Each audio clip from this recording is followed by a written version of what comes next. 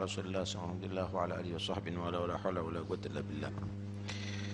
Ketahuilah bahwa Allah menciptakan dunia dengan segala keperluan manusia disediakan di dalamnya. Dan lebih daripada apa yang diperlukan oleh manusia. Bagi orang mukmin, menjadikan dunia ini adalah sebagai bekal untuk akhiratnya. Dia mengkais dunianya adalah untuk meningkatkan taatnya kepada Tuhannya. Bagi orang yang fajir, orang yang kafir atau orang yang tidak taat kepada Allah, dia mencari dunia untuk kelezatan dunia. Dia hanya untuk pelampiasan syahwatnya dalam rupa kepada Tuhannya, lupa pada akhiratnya. Dunia dan segala isi yang diciptakan oleh Allah ini, Allah izinkan bagi hambanya untuk mengambil sesuai dengan keperluan hajat masing-masing, untuk bagaimana menjalani kehidupan dunia dan mengkais keuntungan akhirat. Dan Allah mewanti-wanti, jangan kamu terlalu berlebihan dalam hajat kamu di atas dunia. Mengajarkan untuk zuhud daripada dunia, untuk benci kepada dunia. Manusia di dalam mengkais dunia, bekerja dunia, dibagi menjadi tiga. Pertama, ada orang yang justru mengambil kurang daripada hajatnya. Mengambil kurang daripada hajatnya. Kenapa ihtiyatan? Bukan karena tidak mampu, tapi karena memang tidak mau. Jika ada lebih daripada hajatnya, maka ia langsung keluarkan. Diberikan kepada orang yang berhak menerimanya. Ini adalah derajat para anbiya Allah, derajat para Rasulullah. Ditawarkan dunia seperti Nabi Muhammad,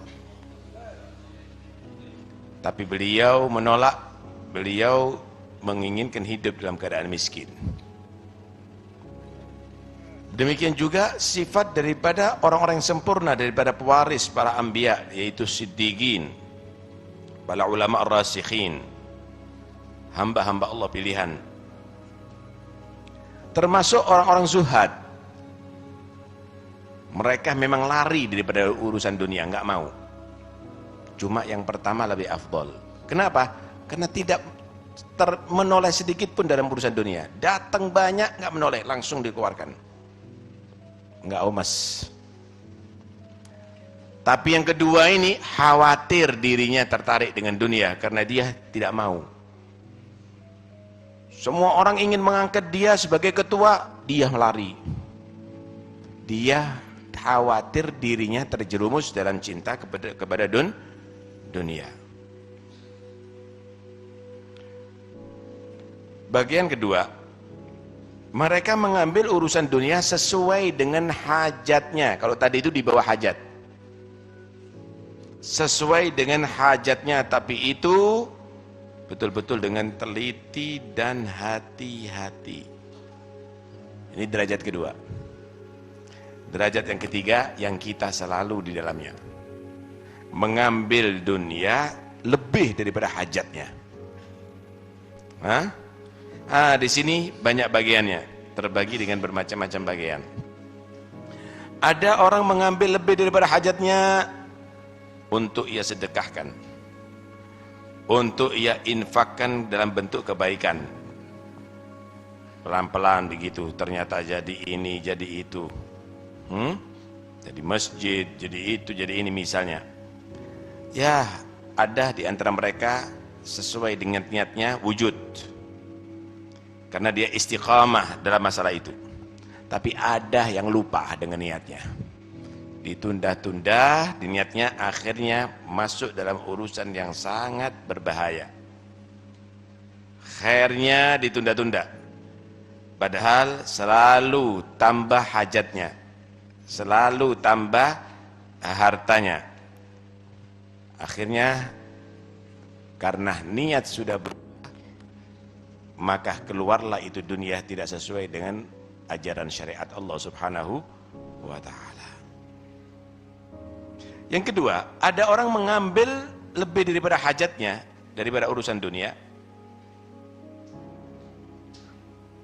tapi dia tasarrufkan, dia gunakan itu untuk hal-hal yang mubah.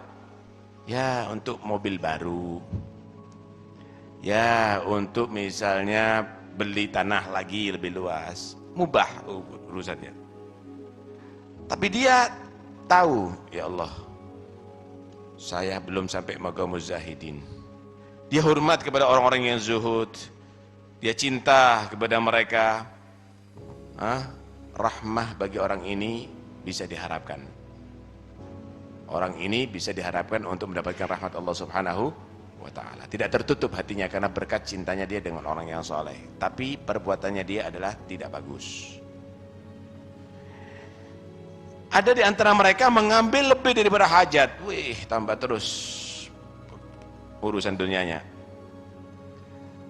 Dia hanya sekedar untuk bermewah-mewahan. Sekedar untuk memanjakan keinginan nafsunya. Semakin lupa kepada Allah Subhanahu wa ta'ala, semakin cinta terhadap dunia. Malah dia mengejek kepada orang-orang yang zuhud. Tuh, orang-orang dungu, orang-orang bodoh, mana bisa maju tuh? Dia lebih mengutamakan orang yang maju urusan dunianya daripada orang-orang yang zuhud terhadap dunia. Berani kepada Allah Subhanahu wa ta'ala, berani kepada Nabi sallallahu alaihi wasallam. Malah di antara mereka ada yang dia meyakini bahwa dunianya semakin maju,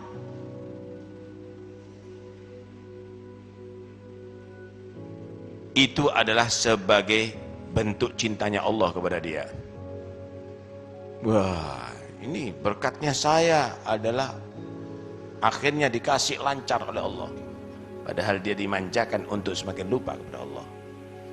Ada lagi di antara mereka, dia sudah semakin banyak hartanya, tetapi dia menyatakan, anak nggak punya apa-apa, anak masih punya utang banyak, anak masih punya tanggungan, anak punya pas itu. Ini ibarat orang yang selalu minum air laut tapi tambah kehausan, saudara. Hubbud dunia sudah menguasai hatinya. Allah Maha tahu apa yang ia perbuat. Malah dia mengaku, anak sudah bantu. Padahal tidak menetes daripada hartanya dia. Kadang-kadang kebaikan orang diaku kebaikan dia. Anak itu yang ngasih, padahal orang yang lain yang ngasih.